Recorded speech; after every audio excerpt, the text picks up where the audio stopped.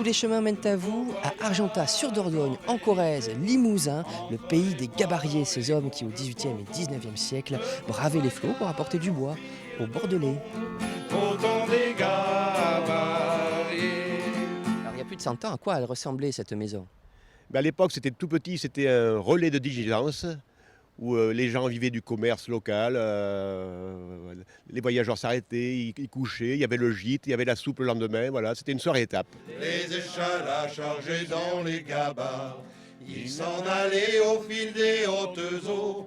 Pendant 3 jours et sans lâcher la barre, ils voguaient vers Bordeaux. Les gens viennent avec soit leurs emballages s'ils en ont, leurs sacs en tissu, en papier, leurs saladiers ou leurs bocaux. Je pèse l'emballage et ensuite ils vont se servir. Du coup, ils ne payent que ce qu'ils consomment et pas l'emballage. Sabe cantar, e me ricordo los amici che va plan, che la estate mera doccia però. C'est l'heure du bain et accessoirement de la pêche. C'est une rivière qui est très très réputée en France. On est dans vraiment les plus belles rivières françaises pour cette pratique, sur Argentat et à Laval. Donc c'est très pratiqué, il y a beaucoup de pêcheurs et donc les poissons sont éduqués comme on dit. C'est un geste où c'est pas une question de force, on essaie vraiment de faire voler le fil de manière à pouvoir envoyer sa mouche. C'est un geste un petit peu technique, c'est aussi ce qui fait l'intérêt de cette pratique et ce qui fait que les gens viennent me voir pour se perfectionner, apprendre et ainsi de suite. Pourquoi une mouche?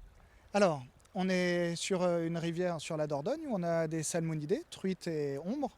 Et en fait, ces poissons se nourrissent d'insectes, de poissons, etc., mais énormément d'insectes. Donc en fait, ils vont venir manger en surface et sous l'eau des larves d'insectes ou des insectes à l'état adulte.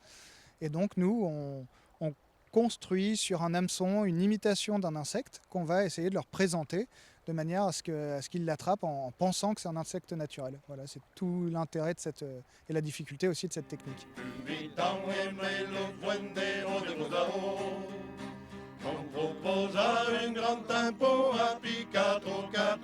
La Dordogne, autrefois, était l'objet d'un trafic de marchandises sur ces embarcations qu'on appelle des gabarres, qui étaient menées par des gabariers. Et pour faire revivre cette époque, nous avons invité une chorale, l'Uguia del Porti, qui va nous interpréter une chanson qui s'intitule « Le temps des gabariers ». C'est à vous, messieurs.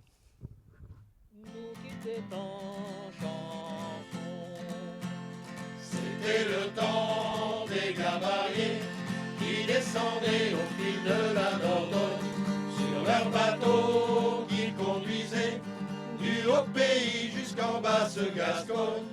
Le beau voyage en vérité entre les bois dans les gorges profondes. Le beau voyage au fil de l'ombre au temps des gabariers.